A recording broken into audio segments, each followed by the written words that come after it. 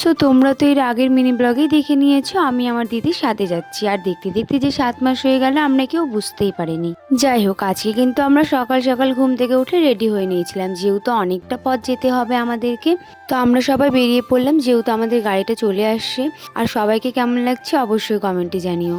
আর এই যে আমার কাকিমাকে কেমন লাগছে এটাও কমেন্টে জানিও। তারপরে আর কি আমরা বেশি দেরি না করে বেরিয়ে পড়লাম। আর যেতে যেতে এত সুন্দর ভিউ লাগছিল না, মানে রাস্তার ভিউগুলো দারুণ লাগছিল, বলার মতো না। তারপরে একটু গঙ্গারামপুরে গাড়িটা থামলো, কারণ আমার পিসার অনেক কিছু জিনিস কেনার ছিল। যাই হোক, পিসা ওদিকে জিনিস কিনতে গিয়েছে আর আমি দোকানে আসলাম ঠান্ডা, বিঙ্গো, কুরকুরি আর অনেক কিছু কিনতে, কারণ যেহেতু সকালে না খেয়ে বেরিয়েছি সেই জন্য খেয়ে নিলাম। তারপরে গাইস আর ভিডিও করতে পারিনি, কারণ অনেকটা পথ যেতে হয়েছে। যাই হোক, তো আমরা এখন চলে আসছি আমার দিদি বাড়িতে। আর দিদি বাড়িতে আসার সাথে দিদি কত খুশি হয়েছে, কারণ ওর বাবার বাড়ি থেকে এসেছে, খুশি তো হবেই।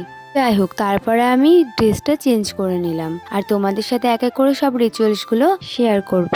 যাই হোক, তারপরে আমি একটু রেডি হয়ে নিলাম, মানে হালকা মেকআপ করলাম, হালকা বলতে লিপস্টিকই। তো এই যে এক এক করে সব রিচুয়ালস গুলো পালন করা হচ্ছে, তো তোমরা সবাই দেখো।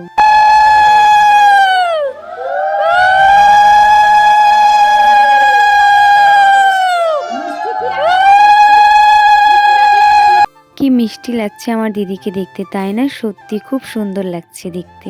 যাই হোক, তারপরে এক এক করে সব বড়রা দিদিকে আশীর্বাদ করে নিল।